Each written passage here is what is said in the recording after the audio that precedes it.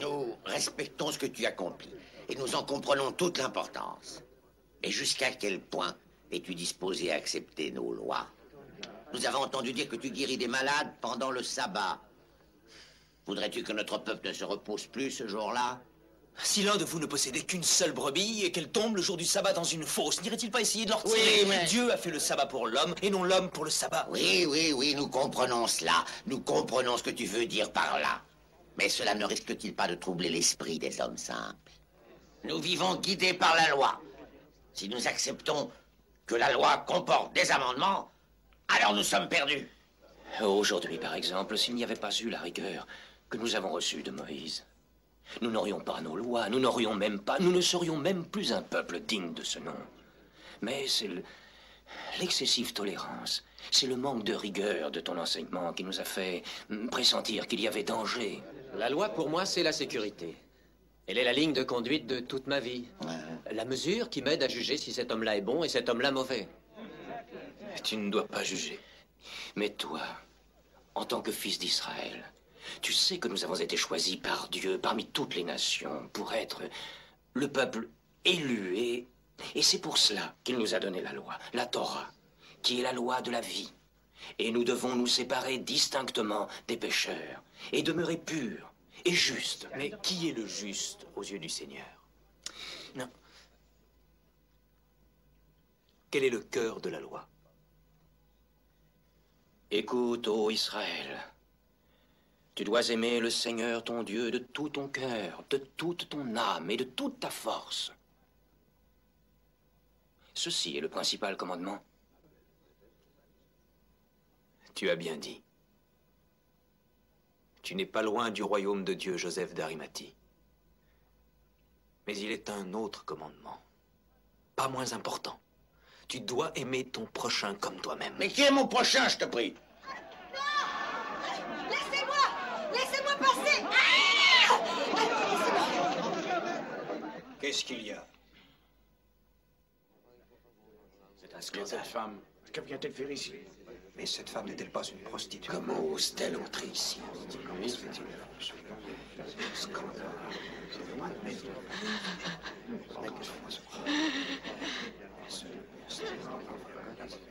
Elle le souille.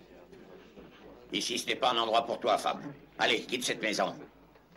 Simon, assis-toi. Mais Rabbi, sais-tu de quel genre de femme il s'agit? Je t'en prie, Simon.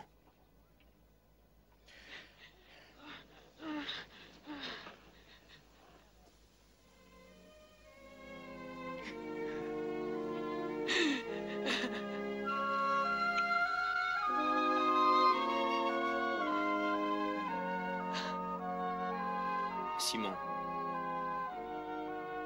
je suis arrivé dans ta maison et tu n'as point versé d'eau sur mes pieds, ni donné le baiser d'accueil, ni versé l'huile sur ma tête.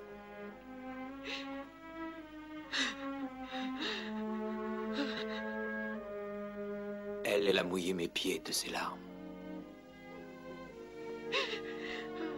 les a essuyés avec ses cheveux et les a oints de parfum.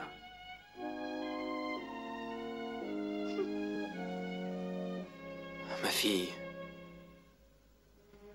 tes péchés, et je sais qu'ils sont nombreux, te sont pardonnés car tu as beaucoup aimé. C'est insensé. Seul Dieu pardonne.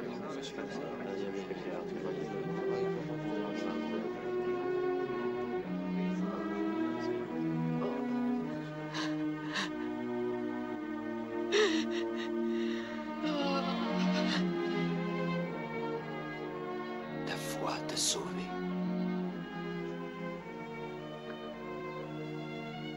Va et ne pêche plus.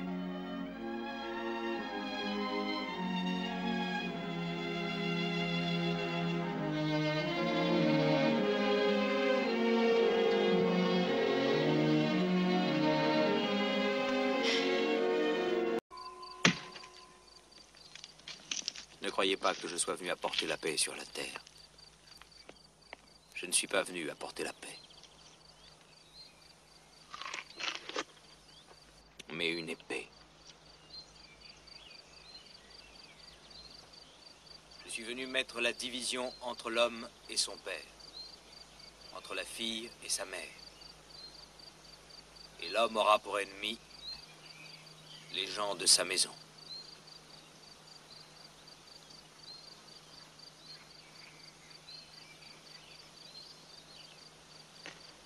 Vous pouvez dire, nous avons tout quitté et nous t'avons suivi.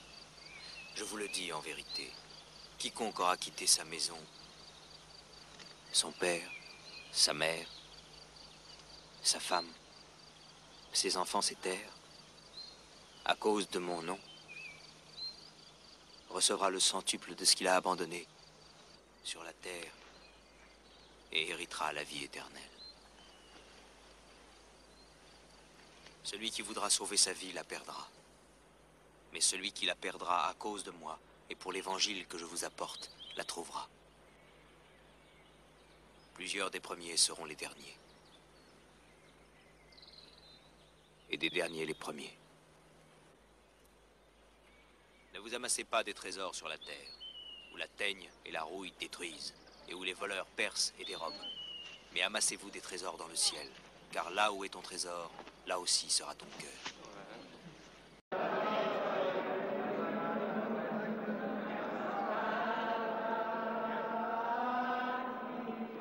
Aimez vos ennemis. Bénissez ceux qui vous maudissent. Faites du bien à ceux qui vous haïssent. Priez pour ceux qui vous persécutent. Si vous aimez seulement ceux qui vous aiment, quelle récompense méritez-vous? Les publicains n'agissent-ils pas de même?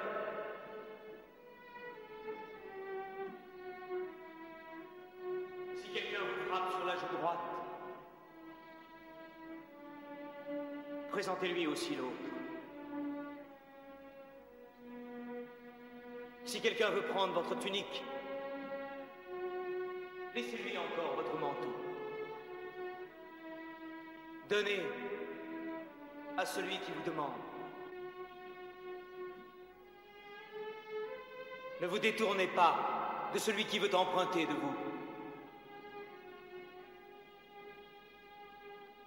Ne faites pas à autrui ce que vous ne voudriez pas qu'on vous fît à vous-même. Ne jugez point, afin que vous ne soyez point jugés. Ne condamnez point, et vous ne serez point condamnés. Pardonnez, et vous serez pardonnés.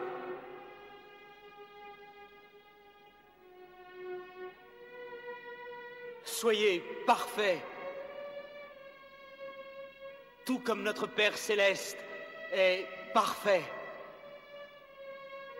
Demandez et l'on vous donnera.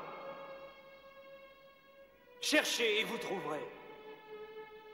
Frappez et l'on vous ouvrira. Car quiconque demande reçoit. Celui qui cherche trouve et l'on ouvre à celui qui frappe. Quel père refuse à son enfant?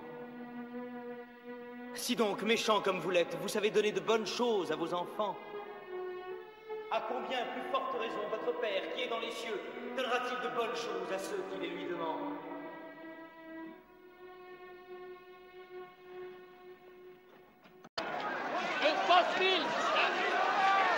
Lapidons-la! Cet esprit chef!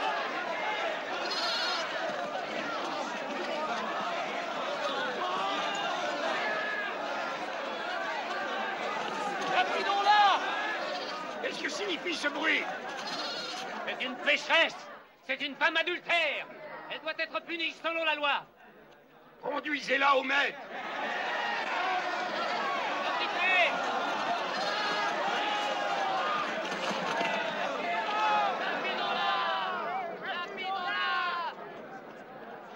Mais maître, que devons-nous faire?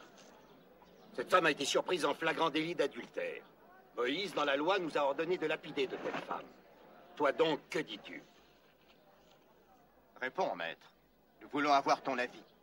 Oui, conseille-nous. Est-il juste de la tuer? Que celui d'entre vous qui est sans péché, que celui-là jette la première pierre.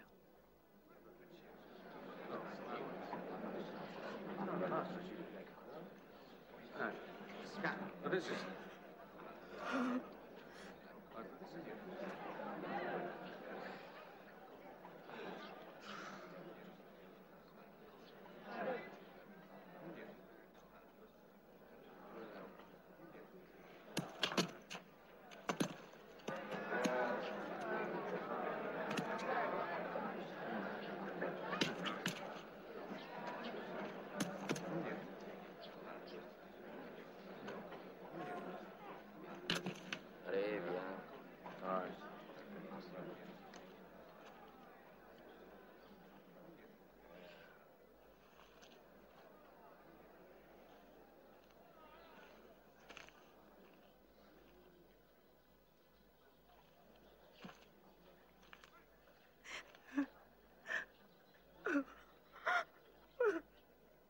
Femme, où sont ceux qui t'accusaient? Personne ne t'a-t-il condamné?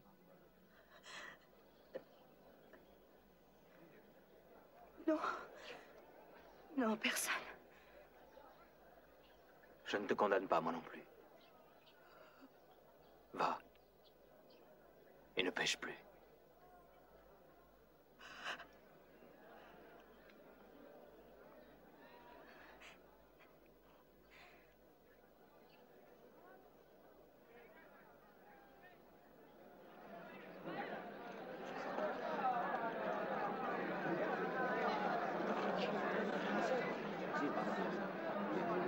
Maître, je suis Barabbas, le zélote. Avant de mourir, le prophète Amos, dans son message, a dit de te faire confiance. Nos frères sont prêts. Les gardes du temple sont avec nous. Enfin, le jour de la vengeance contre les Romains est là. Chaque jour, ils resserrent un peu plus leur emprise. Notre peuple s'est habitué à l'oppression. Mais avec toi comme chef, et avec notre groupe en armes derrière toi, il se soulèvera, il apprendra très vite à se battre. Certains prêtres et les Sadducéens ont dit « Obéissez aux lois de César ». Ils ne parlent pas dans l'intérêt du peuple juif. Donne-nous tes ordres. Quoi que tu dises, nous t'obéirons.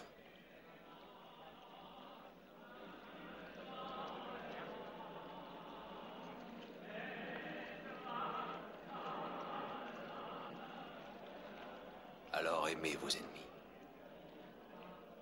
Et priez pour ceux qui vous maltraitent et vous persécutent. Le jour du pardon approche. Pardonnez à Hérode. Pardonnez aux Romains. Pardonnez à tous. Les Romains massacraient des centaines d'innocentes victimes, des jeunes, des vieux, des femmes, sans pitié, sans jugement, avec cruauté. Je suis sûr que toi, même toi, tu ne peux pas pardonner. Nous devons lever l'épée contre l'épée. Tous ceux qui prendront l'épée périront par l'épée à leur tour. Mais il faut que l'on fasse cesser le bruit des pleurs. Oh, Barabbas, ton zèle te masque ce qui est la vérité. La nouvelle Jérusalem ne sera pas bâtie par le meurtre ou la rébellion. La sagesse de Dieu emplira la terre, comme l'eau emplit la mer. L'agneau et le lion dormiront ensemble. Il n'y aura plus ni meurtre, ni destruction. Et le bruit des gémissements ne sera plus entendu jamais.